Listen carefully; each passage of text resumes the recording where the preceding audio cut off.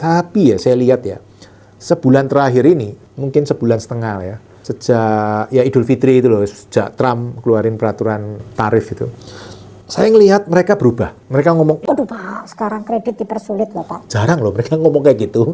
Aduh Pak, kredit kita, ya Pak Pipo tahu lah, sekarang kondisi ekonomi lagi gini, jadi dipersulit, kreditnya diperketat. Bahkan ada yang ngomong ke saya, aduh Pak, itu nasabah saya yang sana itu bermasalah, sekarang saya ditandain Pak, jadi nggak bisa ngasih kredit baru.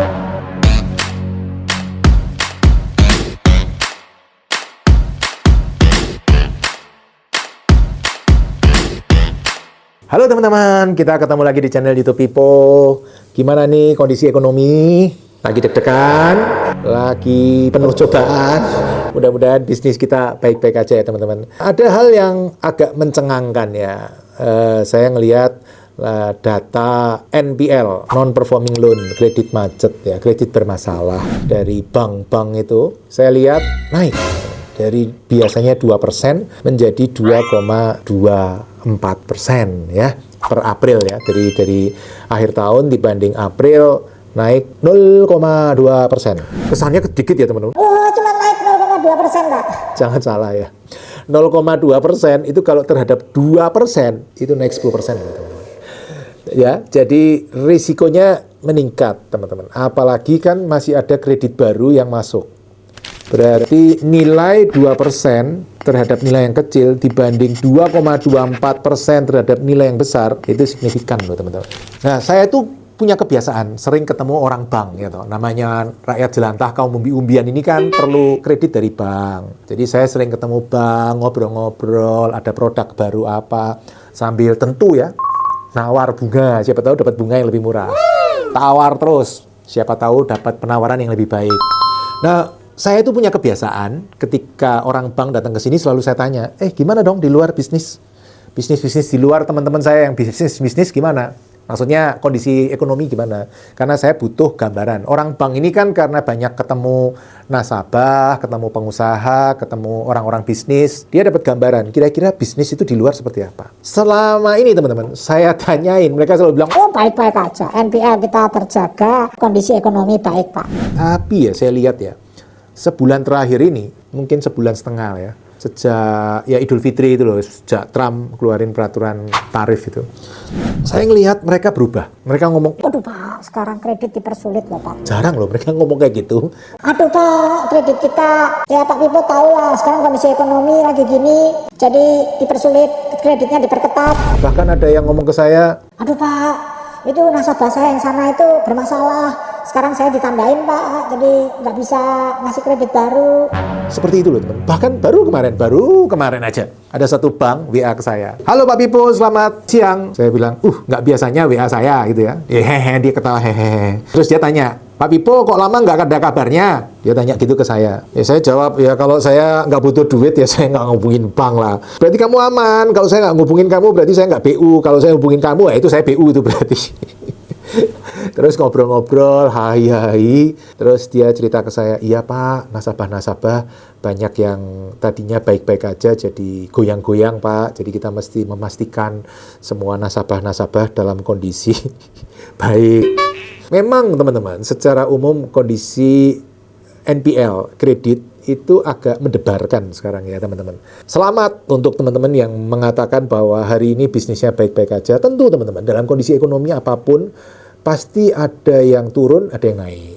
Ya, jadi selamat untuk yang lagi naik. Yang lagi turun, ya pertahankan kondisi bisnis sebaik-baiknya, jagain, jangan sampai kita keluar dari rel. Ya, banyak hal yang bisa kita lakukan. Nah, saran saya untuk teman-teman yang baru mulai mau ngambil kredit, hati-hati dalam mengambil kredit dalam kondisi hari ini, teman-teman. Ada beberapa hal yang perlu saya sampaikan sebagai orang yang pernah ngambil kredit 100 kali lebih. Ini saya lagi ngajuin ke Muri ya, jangan-jangan nanti KPR terbanyak kontraknya ya, bukan rupiahnya. Mungkin kok ada yang sekali 200 miliar KPR ada, saya mah kecil-kecil aja. Tapi mungkin yang kontraknya terbanyak jangan-jangan saya ya. Sebagai orang yang banyak kredit, saya bisa kasih masukan ke teman-teman. Satu, teman-teman, ketika teman-teman mengambil kredit, jangan untuk buka bisnis. Jangan untuk buka bisnis. Kalau pendapat saya loh ya, kalau teman-teman mau mulai bisnis, sebaiknya modal sendiri atau modal orang lain tapi jadi agent atau jadi maklar lah. Supaya nggak perlu modal besar. Kredit itu bukan untuk buka bisnis, untuk pengembangan bisnis. Loh kalau itu Pak Pipo gimana tuh buka minimarket? Kok pakai kredit? Lain bos, saya kan buka baru tapi dikelola oleh franchisor yang sudah pengalaman 35 tahun. Nah, mereka kan secara operasional udah pinter. Jalanin, ngambil barang di sana, desain mejanya seperti ini, merekrut karyawan seperti ini, benefit karyawan seperti ini. Mereka udah lengkap sekali sistemnya. Beda kalau saya yang mulai usaha. Misalnya saya mau buka toko buku ini misalnya ya. Nah, itu saran saya sebaiknya tidak memakai kredit. Karena berisiko sekali, kredit itu lawannya adalah bunga. Bunga itu jalan terus, nggak ada istilah berhenti. Itu seperti bola salju teman-teman. Harus lebih lari, lebih cepat. Nggak ada istilah berhenti dulu ya, istirahat dulu.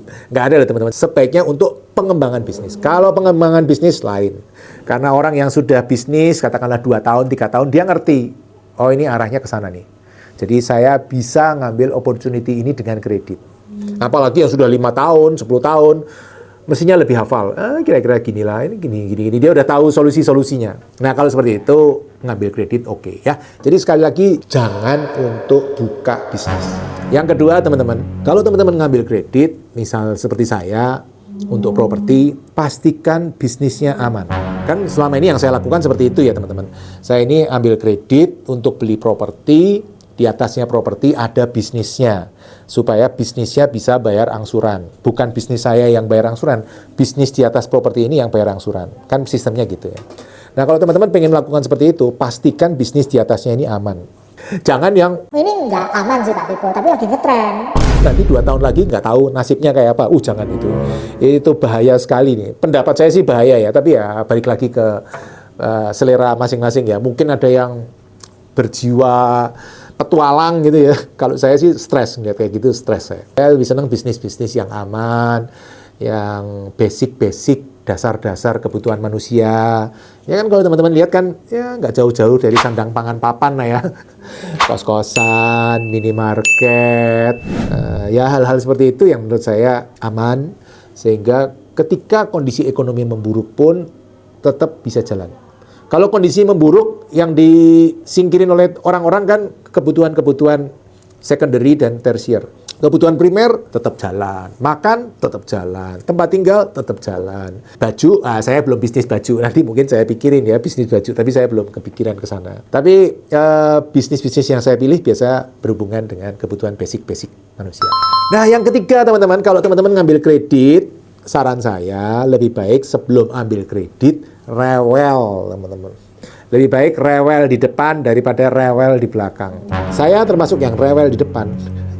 Kredit udah disetujuin, minta penurunan bunga, minta diskon asuransi, minta provisi dikurangin, terus pepet terus, biaya notaris kurangin, apa-apa, terus pepet terus. Lebih baik rewel di depan. Ya kemarin salah satu marketing juga ngomong gitu ke saya. Biasanya kalau yang nasabah yang iya aja, itu masalah itu Pak, nanti di belakang gitu. Tapi kalau yang rewel seperti Pak Pipo di depan udah minta ini, minta itu, minta ini, biasanya nanti berjalan nggak ada masalah. Mudah-mudahan saya bisa melewati kondisi ketidakpastian ini dengan baik. Karena kalau dalam kondisi ketidakpastian yang tidak seperti ini, penuh ketidakpastian, tentu teman-teman, kita yang memakai kredit harus lebih berhati-hati. Untuk teman-teman yang pakai cash, ya lebih santai, duit sendiri santai. Nggak untung, ya makan nasi garam gitu ya nggak apa-apa. Kalau yang pakai kredit kan harus lari lebih cepat lagi. Ya mudah-mudahan kondisi ini segera membaik.